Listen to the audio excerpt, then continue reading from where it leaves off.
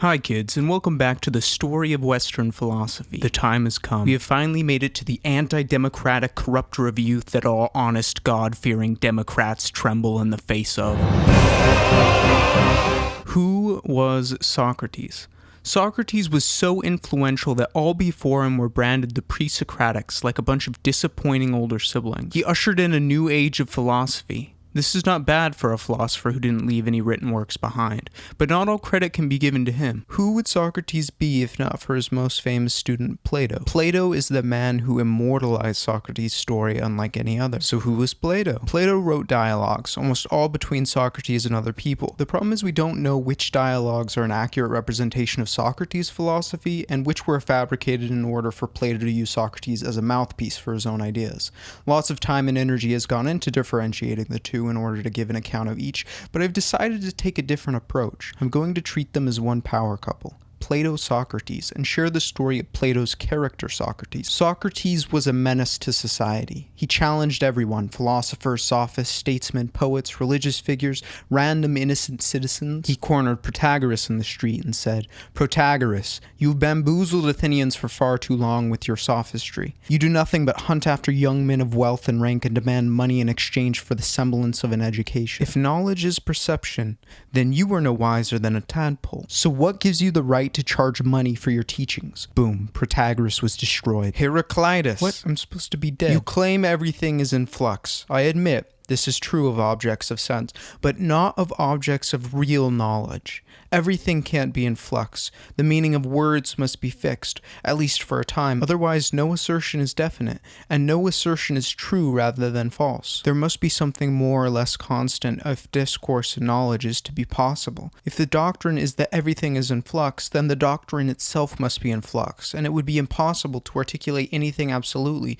even the statement that everything is in flux. Boom. Heraclitus was destroyed. On and on Socrates went, sparing none until he made his point abundantly clear that no one in all of Athens knew anything. As he went debating his victims, crowds of young impressionable youth began to follow and listen and eventually emulate. Soon they were all challenging the authority of everyone in places of power. Once all preconceptions were destroyed, Socrates worked to rebuild with his own philosophy. All around us is the apparent world grasped by the senses, a world which is in a state of becoming, just like Heraclitus says, but there is a higher unchanging world of forms grasped by reason, which grounds the apparent world. There is a higher order of being. When we see a donkey, we actually see a thing that partakes of donkeyness. The donkey is changing, but the ideal idea of donkey is unchanging. Because the apparent world of the senses is constantly changing, we cannot have knowledge about it. We can only have opinions. The only thing which we can have true knowledge about are the unchanging forms grasped by reason. Now this may seem silly when I'm talking about donkeys, but it becomes more serious when we consider the ideas that really matter. What is justice? What is virtue? What is beauty? These are the questions the philosopher must pursue. We must aim our energy to the world of ideas, towards knowledge rather than opinion. We gain knowledge through reason and intuitive recollection. You see, we all have souls and are born with an innate knowledge of the world of ideas. Take this stupid slave boy, for example. He doesn't know how to math, and yet he can elicit geometrical facts concerning this geometric construction I have presented him with. He intuitively remembers things rather than being taught them. So let us expand our knowledge. What is justice? There are three parts of the soul: reason, spirit, and desire. Justice is when these three parts come into harmony. Only a philosopher can develop the right balance between the parts of the soul. It is necessary not only for the fulfillment and thriving of an individual, but also for that of the state. Therefore, philosophers must rule the state. Who should command the navigation of a ship? The captain who has the expertise, or should the sailors with no education vote on how to steer the ship? Obviously, the captain should steer. Boom, democracy destroyed. We should divide the state into two classes, guardians and workers. The ruling class of guardians will be made up of top-tier philosopher rulers and a military class called auxiliaries, which will defend the state and carry out administrative functions decreed by the rulers. The working class will keep the state going in a material way. No more private property, because it makes people greedy and self-interested. Culture must be controlled. Homer should be banned. Literature should emphasize the advantages that justice brings to those who follow it. God must be portrayed as perfect and ever acting for good.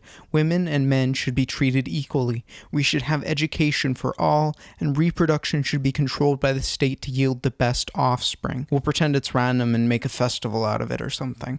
And we should treat the state as one familial unit. Now you know what justice is and you can apply it. Imagine a group of people living in a cave. These people have spent their entire lives in the cave, chained up so that they can only see the shadows cast from a fire against the cave wall. Reality for them would be this two-dimensional world of shadows. Imagine then that one day someone releases one of them. Imagine his shock as he sees the fire and the real things. At first it's so bright that he can hardly see it, but eventually his eyes would adjust and eventually he would be able to make it outside and see the sun itself. Imagine he returns to the cave and says, "Hey guys, we're living a lie. There's a higher world out there," to which they laugh and declare him a conspiracy theorist.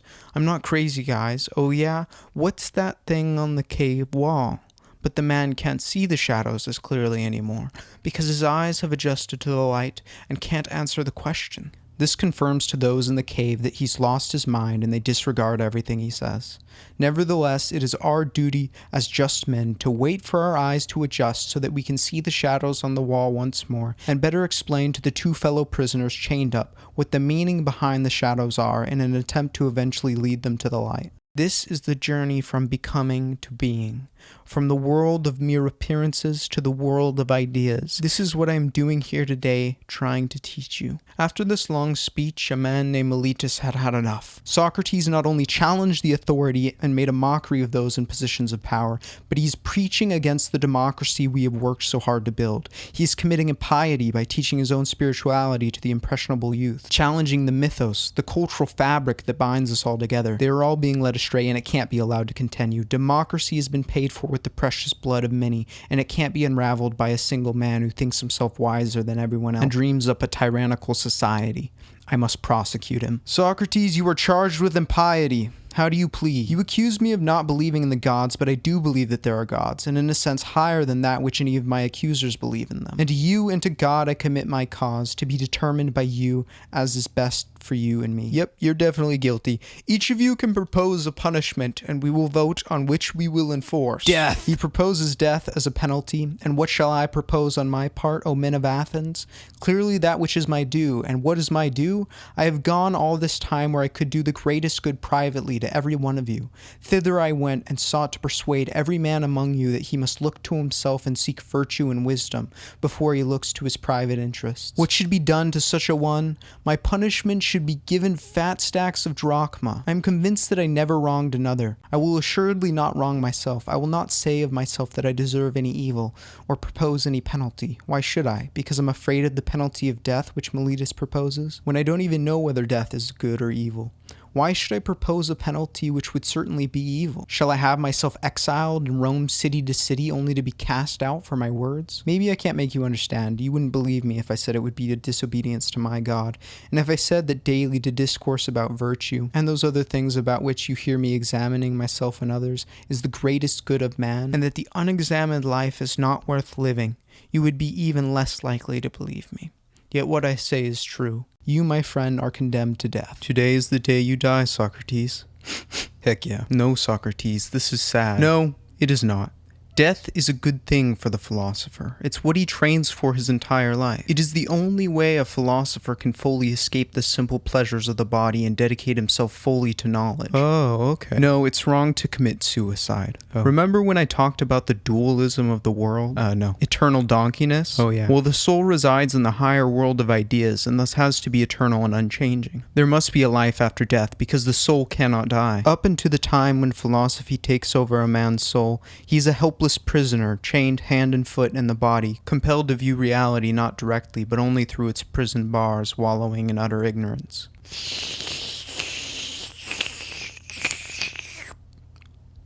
Wow, that's delicious and none of you will ever know what it tastes like. And with those final words, Socrates died. Thus, our philosopher came to an end. Plato was clearly influenced not only by the teachings of Socrates, but by Pythagoras, Parmenides, and Heraclitus. Plato will go on to greatly influence Christianity and, of course, the philosophical discourse up through today. Plato went on to found the Academy and teach a very important student in the story of Western philosophy named Aristotle. In the words of Aristotle, in the time of Socrates, investigation into nature stopped, and philosophers turned away to studying the virtue that is relevant to the conduct of life. Thank you guys, and I will see you next time on the story of Western philosophy.